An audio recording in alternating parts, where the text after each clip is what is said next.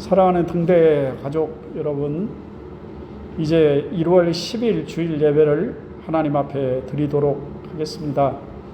예배를 시작하면서 저희 한 주간의 삶을 돌아보면서 하나님 앞에 회개하고 자복하는 마음으로 이 시간에 하나님 앞에 나아가시기를 바랍니다. 다 같이 반주자의 주악에 맞춰서 묵상 기도하심으로 예배를 시작하도록 하겠습니다. 기도하겠습니다.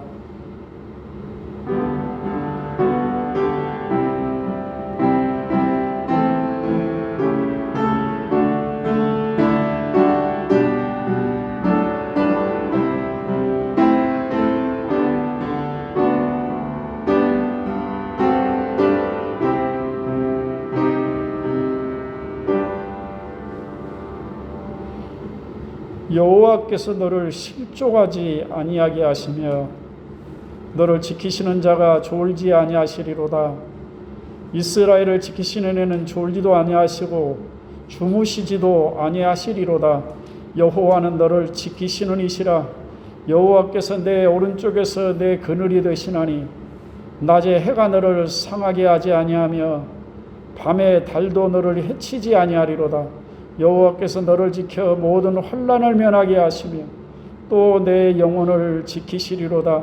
여호와께서 너의 출입을 지금부터 영원까지 지키시리로다. 아멘. 찬양받기 합당하신 살아계신 거룩하신 아버지 하나님, 내 아버지 귀하신 은혜와 사랑을 감사합니다. 연약하고 부족한 저희들을 택하여 하나님의 귀한 자녀들로 삼아주시고 이렇게 예배하는 자리에 함께 앉을 수 있게 도와주셔서 아버지 하나님 참으로 감사를 드립니다.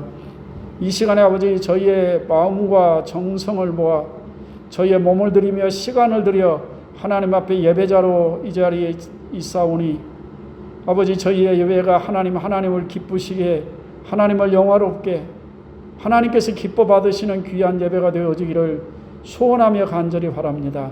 아버지 하나 우리의 죄악된 모든 삶을 십자가의 보혈로 씻어주시고 용서해 주시고 아버지 저희를 받아주셔서 하나님 아버지께만 온전히 드려지는 저희 일생이 되도록 도와주시기를 간절히 바랍니다.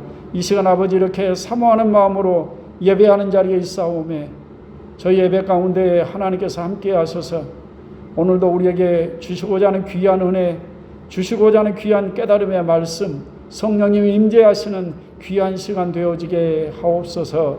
이 예배가 주님이 온전히 기뻐 받으시는 귀한 예배가 되어지기를 소원하며 예수님의 이름으로 감사드리고 간절히 기도 올립니다. 아멘. 이 시간에 찬송가 1장을 찬송을 하겠습니다.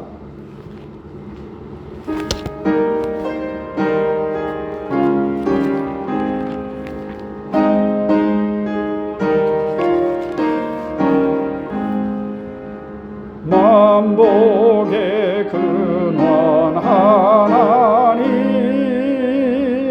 온 백성 찬송 드리고 저 천사여 찬송하세. 찬송 성부 성자 성령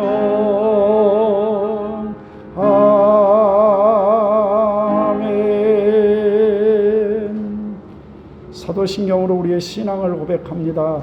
전능하사 천지를 만드신 하나님 아버지를 내가 믿사오며 그 외아들 우리 주 예수 그리스도를 믿사오니 이는 성령으로 잉태하사 동정녀 마리아에게 낳으시고 본디오 빌라도에게 고난받으사 십자가에 못 박혀 죽으시고 장사한 지 사흘 만에 죽은 자 가운데서 다시 살아나시며 하늘에 오르사 전능하신 하나님 우편에 앉아 계시다가 저리로서 산 자와 죽은 자를 심판하러 오시리라.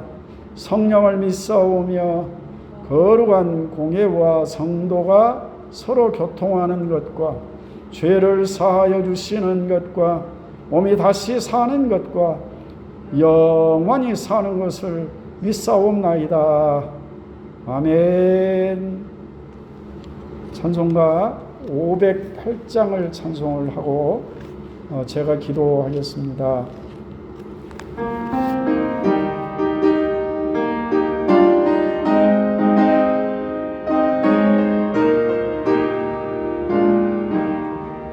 우리가 지금은 나그네 되어도 화려한 천국에 모자나 가리니 이 세상 있을 때 주 예수 위하여 끝까지 힘써 일하세.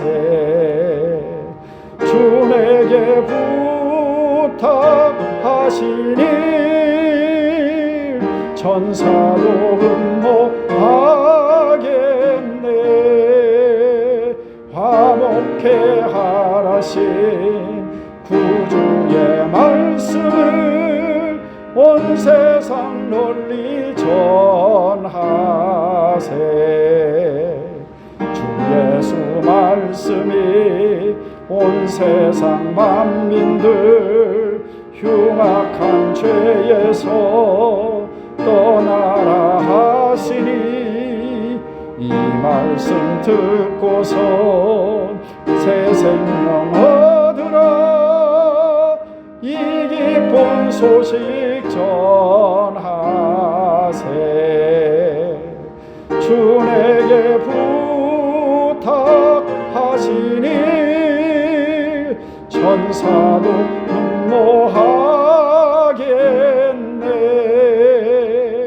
화목해 하라신 구주의 말씀을 온 세상 널리 전하세.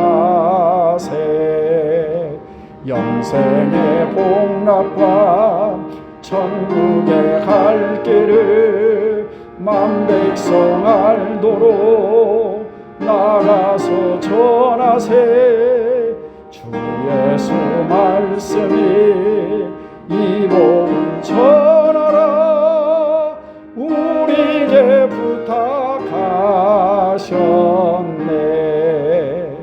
주 내게 부탁하시니 천사도 흠모하겠네.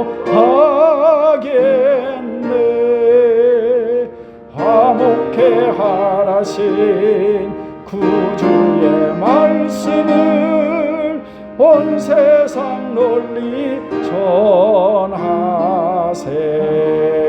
전하세. 아멘. 기도드리겠습니다.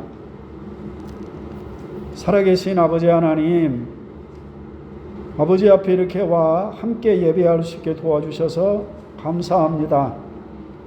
아버지 하나님, 간절히 소원하고 원하옵는 것, 모든 성도들이 한자리에 모여 앉아 함께 하나님의 성호를 찬양하며 경배하며 함께 교제하며 사랑의 은혜를 나누어야 될 것인데 저희가 그렇게 모이지 못하고 이렇게 영상을 통해서 예배를 드릴 수밖에 없음을 주님이 아십니다. 아버지 하나님, 이 나라를 사랑하셔서 확진자들의 숫자가 날이 갈수록 줄어지게 하시고 저희의 모임이 아버지 방해를 받지 아니하도록 하나님께서 은혜 베풀어 주시기를 정말로 간절히 바랍니다. 바라옵긴 아버지 하나님, 교회 모임을 통해서 많은 전파자가 나오고 있다고 해서 많은 사람들이 교회를 경계하고 예배드리는 일을 두려워하고 있습니다.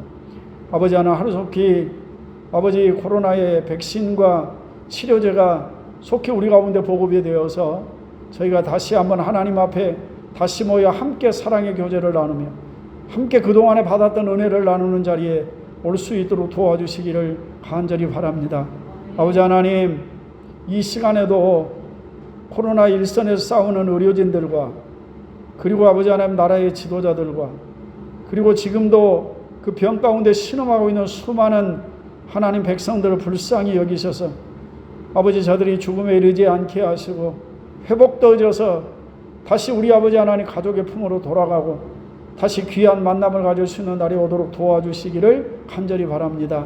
자비에 거룩하신 아버지 하나님이여, 이 시간도 아버지 하나님, 수많은 열방에 나가 있는 우리 사랑하는 선교사님들, 들어올 수도 없어서 그 땅에서 하나님만 바라보고 있는 귀한 선교사님들이 계시는데, 우리 아버지 하나님께서 저들을 눈동자처럼 지키고 보호하여 주시기를 간절히 바랍니다.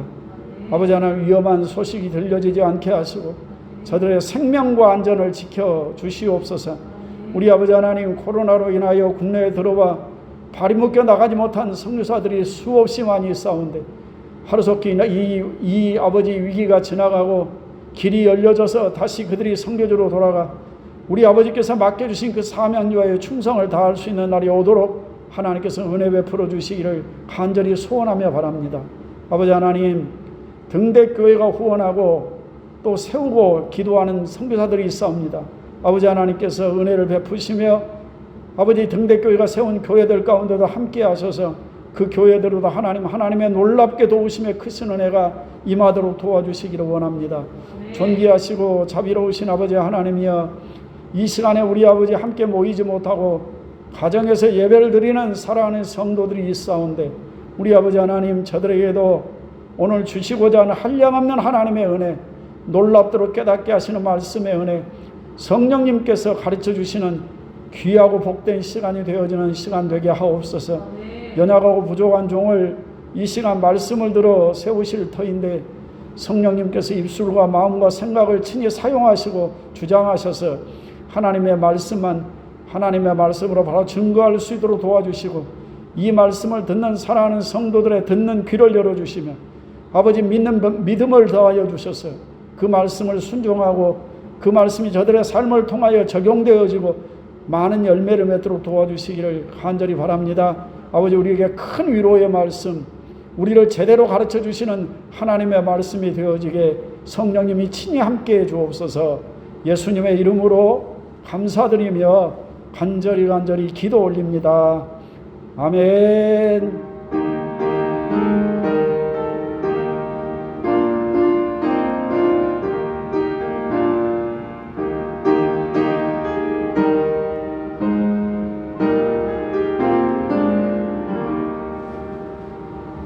아멘. 하나님의 말씀을 보겠습니다.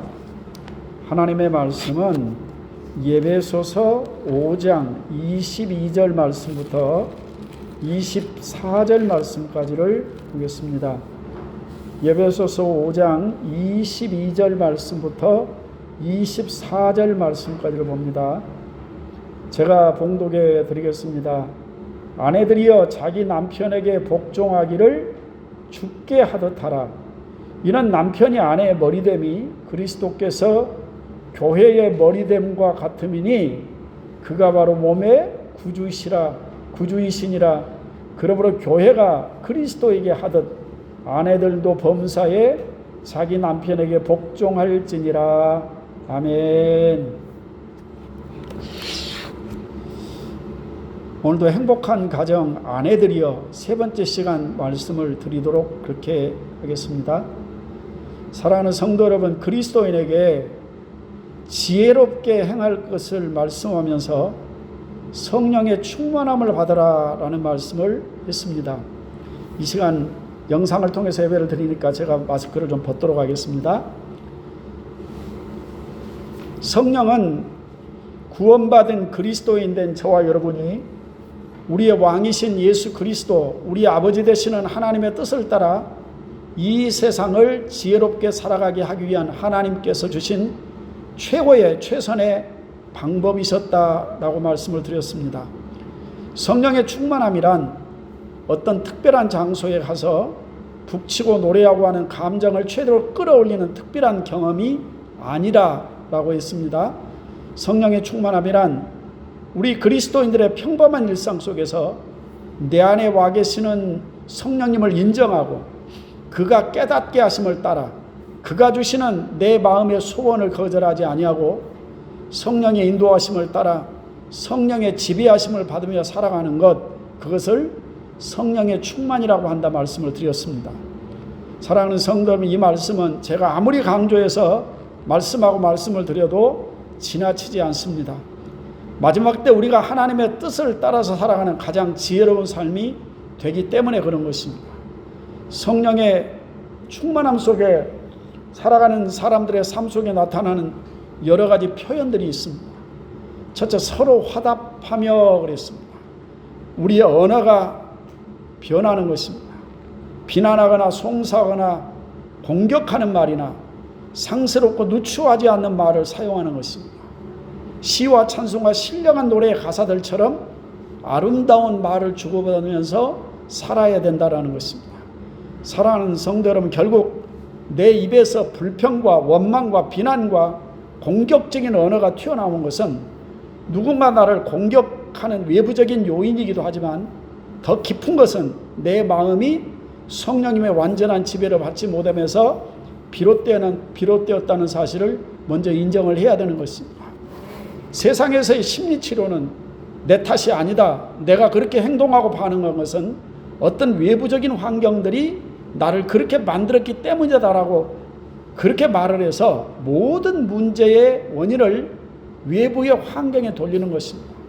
그 자기 자신에는 별 문제가 없는데 외부의 환경 탓에 자기가 그렇게 되었다라고 말하는 것입니다. 자기 자신에게 별 문제가 없다라고 여기는 것을 자기의라고 얘기하는 것입니다. 기독교의 치유는 먼저 자신을 들여다보는 것으로부터 시작을 하는 것입니다. 내가 얼마나 죄성이 가득한지, 내가 얼마나 이기적인 사람이고, 내가 얼마나 잘난 척하는 교만한 사람인지, 내가 얼마나 자기의에 충만한 사람인가를 들여다보고 내 힘으로는 어찌할 수 없어서 내 안에 와 계시는 성령님의 능력을 힘입고 하나님 앞에 회개함으로 나아가는 것. 그래서 기독교의 내적인 치유는 내가 회개하고 성령의 능력으로 말미암아 치료가 되어지는 것입니다. 사랑하는 성도 여러분, 내 안에 여전히 욕심이 가득하고 내가 여전히 이기주의고 자기의에 철저하게 무장된 외식하는 바리새인인데 아무리 환경이 좋아진들 무슨 변화가 있을 수 있겠습니까? 사람을 바꾸고 환경을 바꿔도 내가 변하지 않는 한 우리는 또 다른 이유로 사나워질 수밖에 없는 것입니다. 바로 이것이 우리의 죄성인 것입니다. 성령이 충만하면 내 마음의 기쁨이 충만하여 노래하고 감사하는 삶을 살 수 있다고 했습니다. 성령이 충만한 사람에게 나타나는 또 다른 삶의 표현은 피차, 그리스도를 경외함으로 피차 서로 복종하는 삶을 사는 것이다 라는 말씀을 드렸습니다. 사랑하는 성도 여러분, 제가 그래서 이 복종이라는 말의 의미를 여러분에게 누차 설명을 드렸습니다. 그 원뜻이 발 아래에 앉다라는 그런 의미를 가지고 있습니다. 그 의미가 권력에 의해 지배를 당하는 것만의 의미가 아니라는 것을 제가 여러분에게 설명을 했습니다. 예수님 당신이 그 제자들을 사랑하시되 끝까지 사랑하신다는 걸 나타내게 보이기 위해서 그 제자들의 발 아래에 앉으셔서 제자들의 발을 씻겨주심으로 그 본을 보여주신 것입니다. 그래서 이 복종이라고 하는 의미는 나를 낮추는 겸손한 마음으로 상대를 사랑하며 존중히 여기며 섬기는 것을 의미하는 말이 복종이라는 의미로 표현되어진 것입니다. 성경 안에서 예수 그리스도 안에 복종이라는 말의 의미가 바로 그런 것입니다. 그래서 그 복종하라는 말씀 앞에 그리스도를 경외함으로 피차 서로 복종하라라고 이렇게 말씀을 하신 것입니다. 그리고 이제 그 뒤를 이어서 그 피차 복종하는 삶의 모습은 어떻게 우리의 삶에 실제로 적용할 수 있는가를 계속해서 말씀하고 있는 것입니다.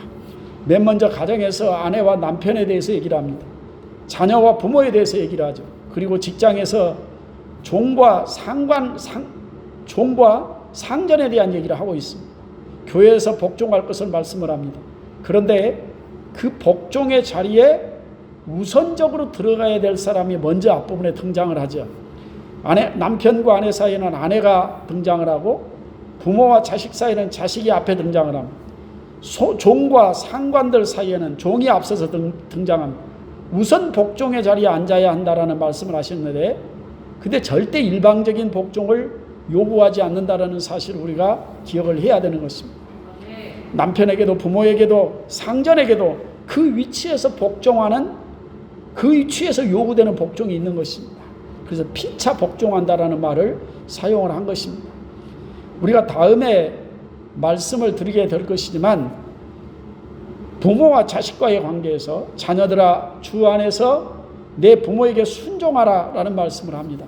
그러면서 부모된 사람에게는 내 자녀를 노엽게 하지 말고 오직 주의 교훈과 훈계로 양육하라라는 말씀을 하셔서 그 복종하는 모양은 다르지만 결코 복종이 일방적이지 않다라고 하는 것을 우리에게 가르쳐주고 있는 것입니다.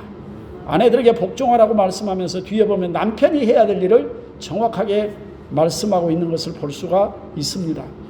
그래서 복종이라는 말의 의미는 일방적인 어떤 권력에 의한 지배를 의미하는 게 아니라 예수 그리스도를 경외함으로 서로서로 피차에 복종하라, 그렇게 말씀을 하시는 것입니다.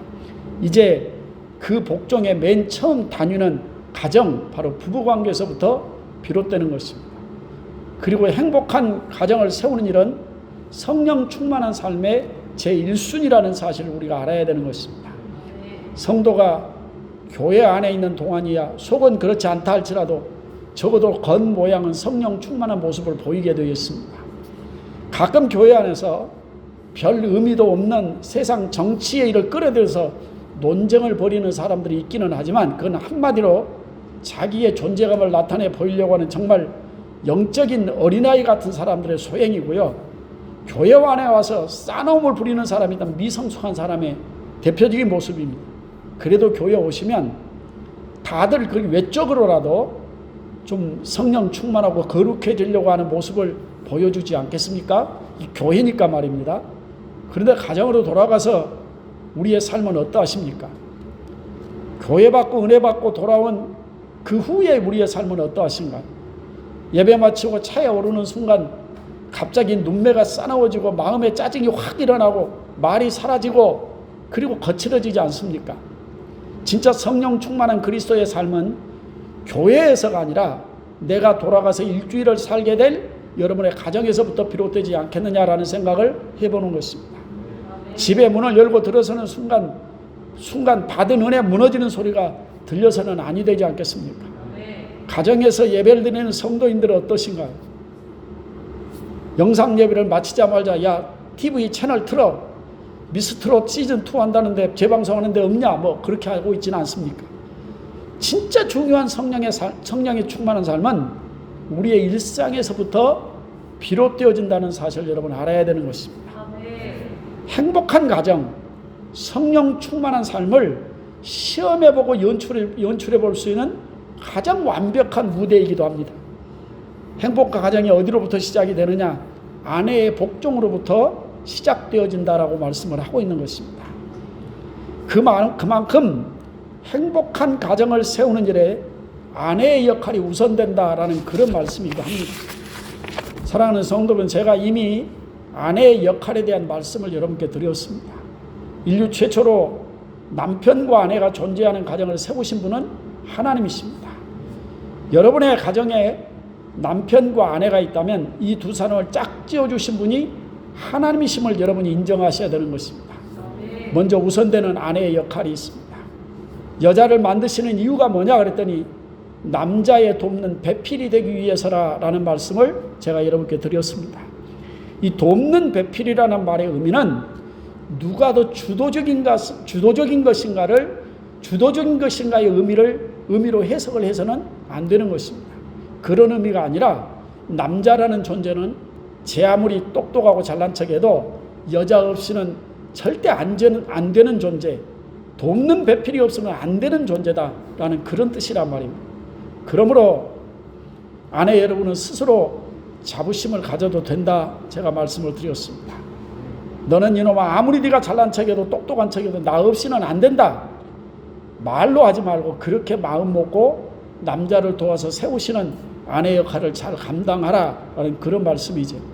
또 하나, 아내들이여 라고 복종을 요구하시는데 아내들에게 세상 모든 남자에게 복종하라 하신 것이 아니라는 것입니다. 누구에게 복종하라고 그랬습니까? 자기 남편에게 복종하라 그렇게 말씀을 했어요. 적어도 지금 내 옆에 하나님께서 짝 지어주신 공식적인 남편이 있는 사람이라면 그 남편, 자기 남편에게 복종하라 그 말씀입니다. 그런데 복종을 어떻게 하는 것이냐 그랬냐면 죽게 하듯 하라 라고 말씀을 했습니다. 이 죽게 하듯 하라라는 말씀을 설명을 하기 위해서 언급을 해놨는데 24절에 보면 교회가 그리스도에게 하듯 범사에 자기 남편에게 복종하라 라는 그런 말씀을 했습니다. 아내가 남편에게 복종하는 것은 하나님의 뜻입니다. 그건 하나님의 말씀하신 겁니다. 그렇게 하는 것은 하나님의 뜻이고 하나님의 영광이고 예수 그리스도를 위해서 그렇게 아내들은 남편에게 복종을 해야 되는 것입니다. 여기 사랑하는 성도는 여기 아내와 남편의 관계를 설명하면서 바울은 교회와 그리스도의 관계를 언급해가면서 설명을 하고 있습니다. 우리가 먼저 이해를 해야 될 것은 지금 바울 사도는 교회와 그리스도와의 관계를 설명하기 위해서 부부관계를 이야기한 게 아니란 말입니다. 오히려 가장 이상적인 아름다운 가정의 부부관계를 설명하고 가르치기 위해서 교회와 예수 그리스도의 관계를 이야기를 한 것입니다. 자꾸 본문 말씀을 신학적으로 교리적으로만 해석을 해서는 안 되는 것입니다. 사랑하는 성도 여러분, 신학과 교리가 왜 중요한 겁니까? 우리의 삶에 실제적으로 적용하지 못하는 신학과 교리는 신학교에서 공부하는 데는 필요할지 몰라도 우리의 삶의 의미는 없는 것입니다. 그래서 여기 지금 아내와 남편에 대한 가르침에 교회와 그리스도와의 이 그리스도와 교회라고 하는 신학적인 교리를 동원한 이유도 가장 이상적이고 아름다운 부부관계를 만들기 위한 설명이라는 사실을 우리가 먼저 알아야 되는 것입니다. 그러면 아내들에게 복종할 것을 요구하면서 죽게 하듯 하라라는 말씀의 취지가 어떤 의미라고 여러분 여기십니까? 그 말은 스스로 자원하여 사랑하는 마음으로 라는 의미를 담고 있는 것입니다. 사랑하는 성도 여러분, 교회가 예수 그리스도에게 복종하는 것은 어떤 권력에 대한 지배적인 의미를 가지고 있는 게 아닙니다. 기독교의 타락은 성직의 계급화와 성직의 귀족화 때문에 일어났다고 하는 사실 여러분 아십니까?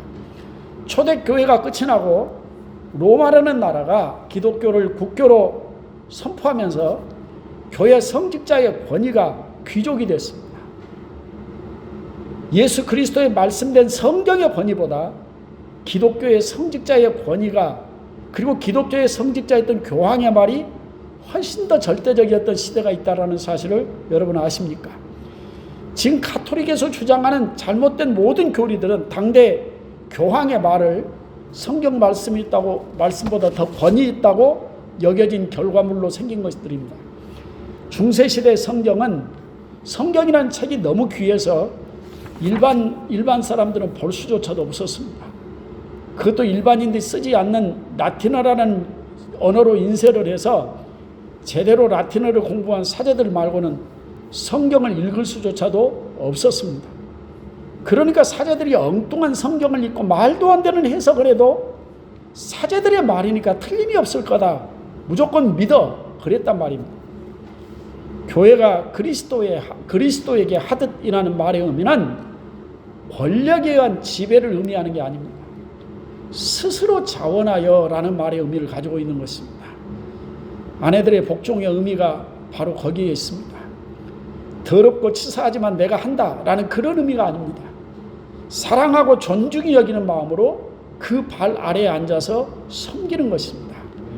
사랑하는 성도 여러분, 제가 교회 안에서 수도 없이 강조해서 드렸던 말씀입니다. 어제 새벽에 은사에 대한 말씀을 드리면서 제가 했던 말이기도 합니다. 하나님께서 우리에게 성령을 주시고 성령으로 말미암아 다양한 은사들과 그 은사에 맞는 직분들을 각 사람에게 하나님께 주셨습니다. 그 주신 목적이 뭐냐면 교회를 세우고 다른 지체를 섬기라고 주셨다라고 했습니다. 잘난 척하고 자랑하고 그래라고 주신 게 아니란 말입니다. 나 봐라, 나 이런 은사를 가진 대단한 사람이야, 자기를 드러내고 잘난 척하라고 주신 게 아니란 말입니다. 그냥 주님이 주신 은사대로 그 주님이 주신 그 은사에 맞는 직분들을 주시고 그것을 감당하라고 주신 능력인 것입니다.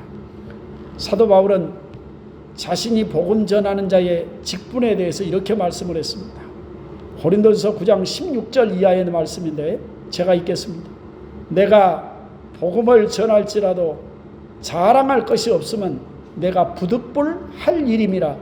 만일 복음을 전하지 아니하면 내게 화가 있으리로다.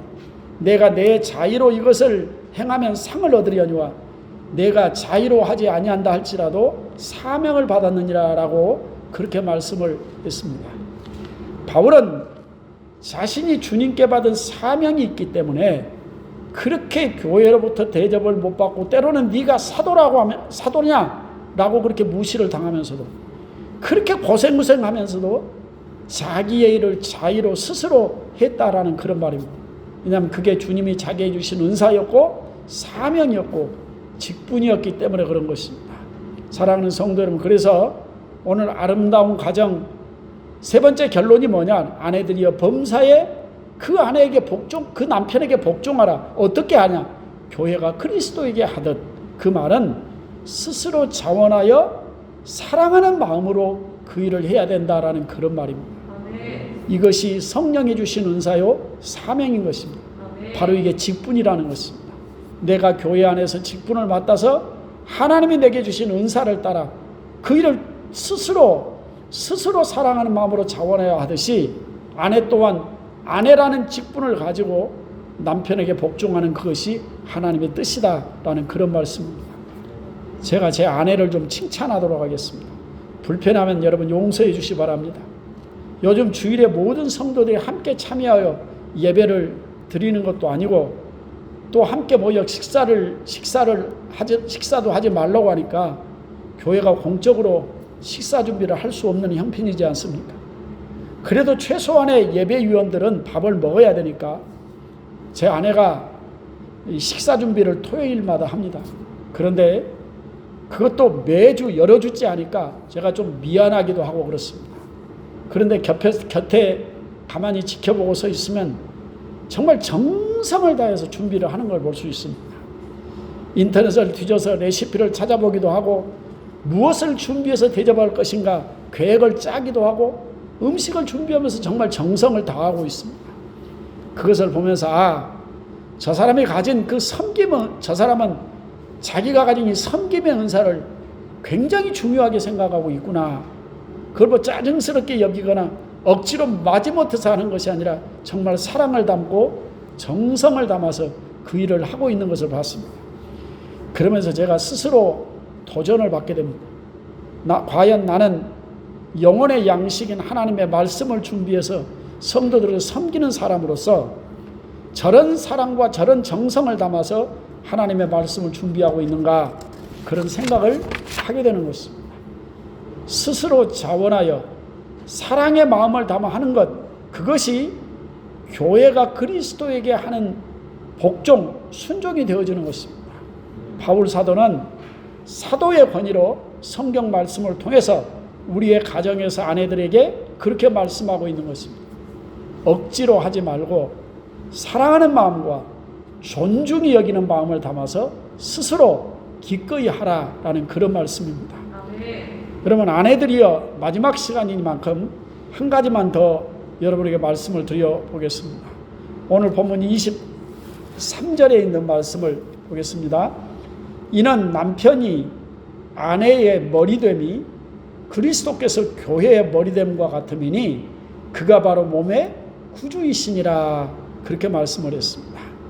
이는 남편이 아내의 머리됨이 그리스도께서 교회의 머리됨과 같음이니, 그런 말씀을 했습니다.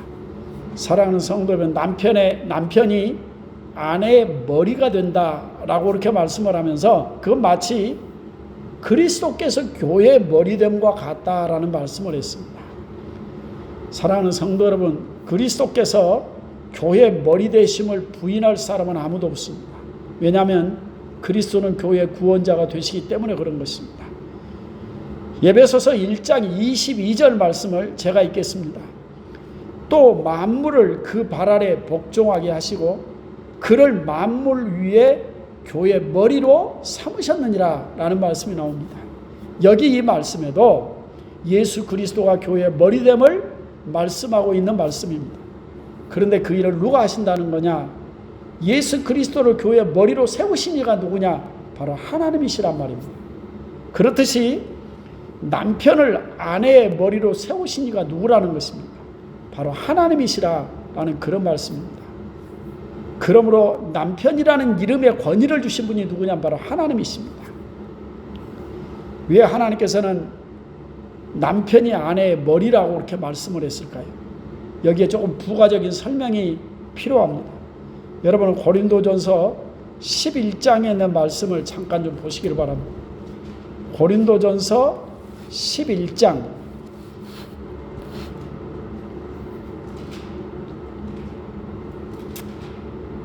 8절 말씀부터 좀 볼 건데요.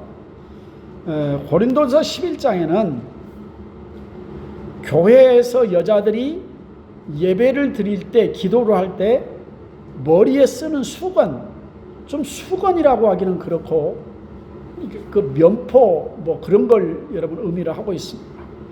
그 가톨릭에서는 지금도 미사포라고 해서 머리에다 쓰고 이렇게 예배를 드리는 모습을 좀 볼 수 있습니다. 자, 왜 그 사도행 고린도전서 11장에 나와 있는 여자들이 머리에다 뭘 쓰는 그 문제에 대한 저의 그 견해는 제가 새벽 예배의 녹음 파일 속에 제가 올려놨습니다. 여러분이 들으시면 알게 될 거고요.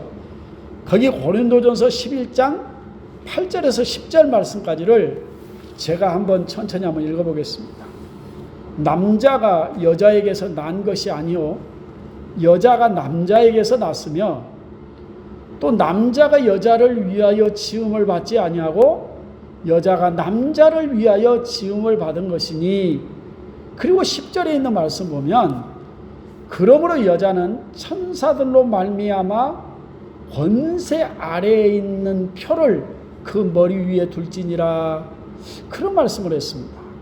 그런데 여러분 단순히 그 말씀을 딱 보면은 남자가 머리가 된다, 그러면 남자에게 무슨 뭐 삶의 인생의 주도권이 있다는 얘기냐, 그런 얘기가 아닙니다. 11절 말씀 보면 그러나 주 안에서는 남자 없이 여자만 있지도 아니하고 여자 없이 남자만 있지도 아니하니라. 이런 여자가 남자에게서 난 것 같이 남자도 여자로 말미암아 났음이니라. 그리고 모든 것은 하나님에게서 났느니라 라고 그렇게 말씀을 했습니다. 결코 이 말씀이 남녀 차별을 의미하는 말씀이 아니라는 사실을 여러분이 우리가 아셔야 되는 것입니다. 많은 해석이 필요한데 여기 딱 결론을 말씀드리자면 여기 그 10절 말씀에 그러므로 여자는 천사들로 말미암아 권세 아래에 있는 표를 그 머리에 둘지니라 라는 말씀이 나옵니다. 설명하려면 많은 시간이 좀 필요합니다. 딱 결론부터 말씀을 드리면 하나님께서 그렇게 세상을 지으실 때 질서 있게 창조하셨다라는 그런 말씀입니다. 그러니까 하나님께 세상을 지으실 때 질서 있게 살도록 질서 있게 창조하셨다라는 그런 말씀입니다. 그래서 남자를 만드시고 그 후에 여자를 만드셔서 그 질서를 세우신 것입니다. 여러분, 세상의 가장 큰 혼란이 어디서부터 비롯되느냐? 질서가 무너지면서부터 시작이 되는 것입니다. 질서가 없는 걸 우리가 무질서하다 그렇게 말합니다. 그리고 무질서한 걸 다른 말로 우리가 엉망이 됐다라고 얘기를 합니다. 세상이 갈수록 힘들어진 것은 하나님의 세워주신 이 질서를 사탄 마귀의 사주를 받고 사는 이기적인 인간의 욕심이 무너뜨리는 데서부터 비롯됐다는 사실을 여러분 아셔야 하는 것입니다. 자연에게도 질서가 있습니다. 인간의 욕심이 자연의 질서를 파괴하면서 지금 이렇게 난리가 난 것 아니겠습니까? 여러분, 질서를 세우는 일이 뭐냐? 권위라고 얘기하는 것입니다. 권위는 왜 필요한 겁니까? 질서를 세우기 위해서 필요한 것입니다. 하나님께서 이 세상에서 맨 처음 세우신 가정을 보면 하나님이 남편을 권위자로 두셔서 가정의 질서를 세우신다라는 그런 말씀입니다. 아무리 모자란 남편이라도 그 아내가 그 남편을 존중히 여기고 섬기고 복종하면 자녀들은 그 모습을 통해서 인간관계의 질서를 배워가는 것입니다. 여러분, 요즘 이 시대의 가장 큰 문제가 뭐냐면 권위의 질서가 무너지는 것이 가장 심각한 문제입니다. 여러분, 요즘은 권위가 없는 시대가 됐습니다. 옛날에 저희 어렸을 때는 선생님의 그림자도 밟지 않는다고 그랬습니다. 요즘 시대는 선생의 권위가 무너졌습니다. 누구도 선생의 권위를 인정하지 않습니다. 선생님이 말 한마디 잘못하면 핸드폰에 찍어가지고 신고하겠다고 알린 시대 속에 우리가 살아가고 있습니다. 부모의 권위가 지켜주고 있습니까? 그것조차도 어렵게 됐습니다. 다시 그 권위를 회복해야 되는 것, 어디서부터 비롯돼야 되는 것입니다. 바로 가정에서부터 시작이 되어져야 되는 것이고, 그 권위의 질서를 세우는 일을 누가 해야 된다는 것입니다. 바로 아내들이 해야 된다라는 그런 말씀인 것입니다. 아내가 자기 남편에게 복종하는 것, 그건 여자를 만드신 하나님의 뜻이었습니다. 그것이 그리스도인 된 아내가 하나님께 영광을 돌리는 것이고, 그것이 무너진 세상의 질서를 바로잡는 것입니다. 아내가 남편에게 순종하는 것, 그것은 성령 충만한 삶의 또 다른 모습이기도 합니다. 어떻게 복종해야 될까요? 사랑하는 마음으로 존중히 여기며 스스로 자원하여 섬기는 것, 그것이 아름다운 가정을 세우는 아내의 역할이 되어지는 것입니다. 사랑하는 성도님의 가정이 그렇게 남편과 아내의 질서 아래 세워지는 귀한 가정 되기를 주의 이름으로 축복합니다. 기도하겠습니다. 자비롭고 거룩하신 살아계신 하나님 아버지, 귀하신 하나님의 은혜와 사랑을 감사를 드립니다. 아버지 하나님, 권위의 질서가 무너지면서 세상이 이토록 난리가 났습니다. 하나님께서 이 세상을 만드실 때 질서 있게 세상을 만들었는데, 이기적인 욕심에 사로잡힌 타락한 인간은 하나님이 세우신 자연의 질서도 무너뜨리고 인간관계의 질서도 무너뜨려서 이제는 권위가 인정되지 못하는 그런 사회 속에 저희가 살아가고 있습니다. 권위의 질서가 무너지는 것이 세상의 마지막 때 나타날 모습이 아닐까라는 생각을 해봤습니다. 아버지 하나님, 이 무너진 질서를 다시 회복하는 일은 가정에서부터 비롯되어지는 일입니다. 바로 아내가 그 역할을 제대로 감당하게 될 때에 가정의 질서는 회복될 수가 있는 것입니다. 자비롭고 거룩하신 아버지 하나님, 오늘 저희가 여러 시간에 걸쳐서 아내들아 그 남편에게 복종하라 라는 말씀을 우리가 함께 나누었습니다. 아내들에게 남편에게 복종할 걸 요구하시면서 어떻게 복종해야 될 것인가, 교회가 그리스도에게 하듯 그렇게 복종하라 말씀하시므로, 복종의 의미가 권력에 의한 지배의 의미를 가지고 있는 것이 아니에요. 사랑하는 마음으로, 존중히 여기는 마음으로 스스로 자원하여 섬기는 것, 그것이 바로 하나님이 원하시는 진정한 복종의 의미라고 하는 것을 우리에게 말씀으로 가르쳐 주셨습니다. 자비롭고 거룩하신 아버지, 가정의 질서를 세우고 무너진 사회 질서를 세우는 일은 우리의 가정으로부터 시작됩니다. 그 역할을 제대로 감당할 수 있는 사람이 바로 아내들입니다. 아버지 하나님께서 아내를 세우신 그 목적을 우리가 다시 한번 기억하고, 그것이 내가 해야 될 일이고 그것이 내 사명이고 그것이 내 직분이라는 사실을 기억하고, 아내들이 자기 역할을 잘 감당함으로 말미암아 건강하고 아름다운 가정들이 세워지도록 축복해 주시기를 간절히 바랍니다. 아버지 하나님, 등대교회에 속해 있는 사랑하는 모든 믿음의 식구들의 가정이 건강한 가정으로 세워지게 하여 주옵소서. 그래서 행복한 가정, 성령 충만한 가정이 되어지도록 저들에게 복을 더하여 주시기를 간절히 소원합니다. 아버지, 저희를 도우시옵소서. 예수님의 이름으로 감사드리며 간절히 기도 올립니다. 아멘. 찬송가 204장을 찬송을 드리도록 하겠습니다.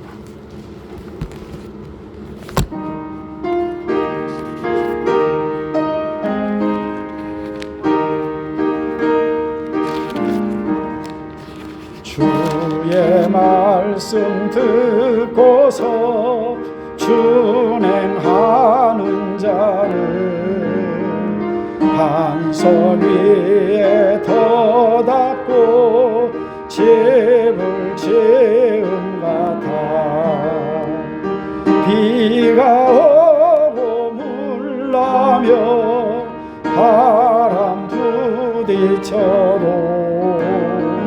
반석 위에 세운 집 무너지지 않네.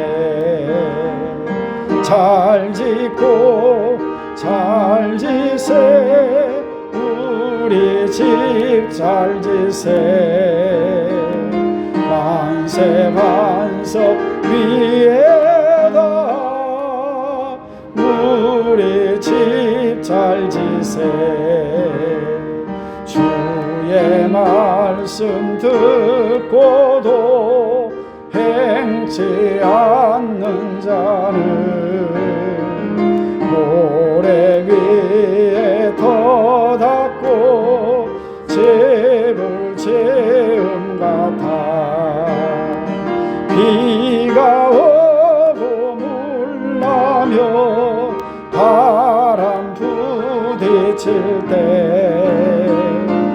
모래 위에 세운 집 크게 무너지네. 잘 짓고 잘 지세 우리 집 잘 지세. 만세 반석 위에다 우리 집 잘 지세.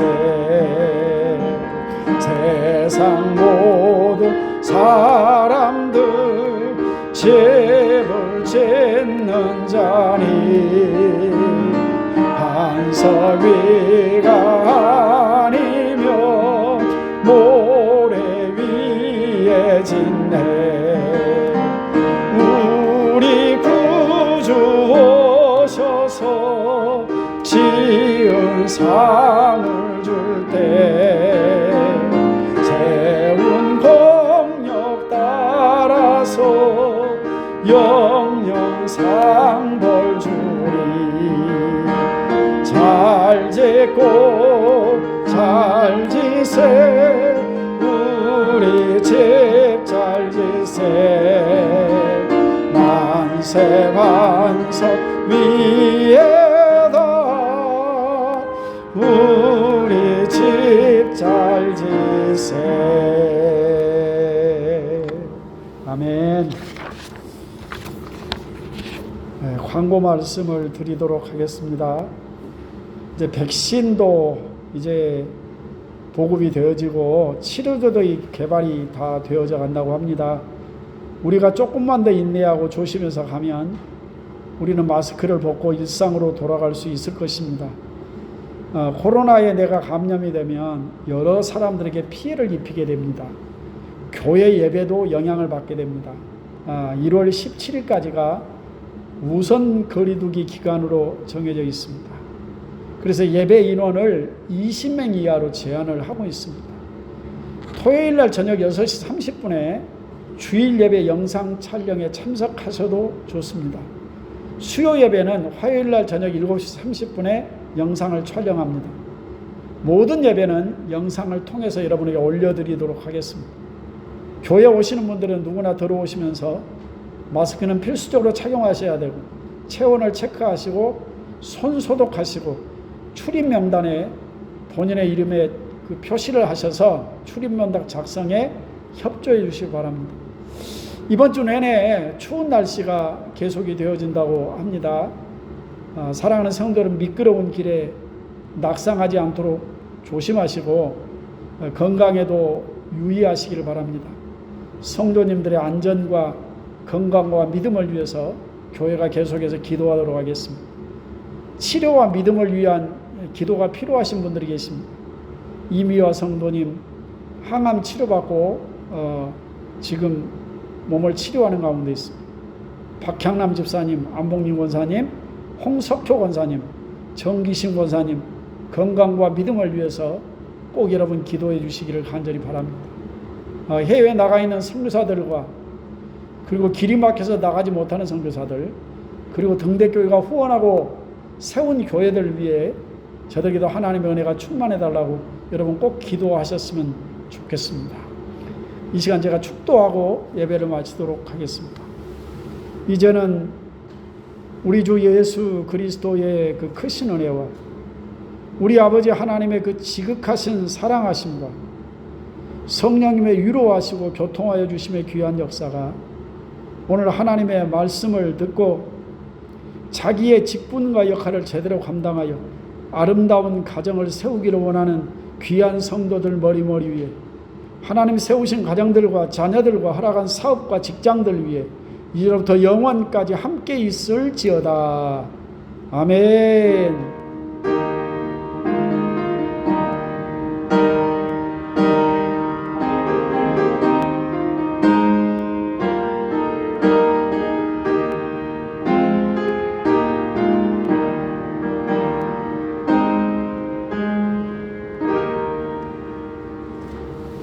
예배를 마쳤습니다.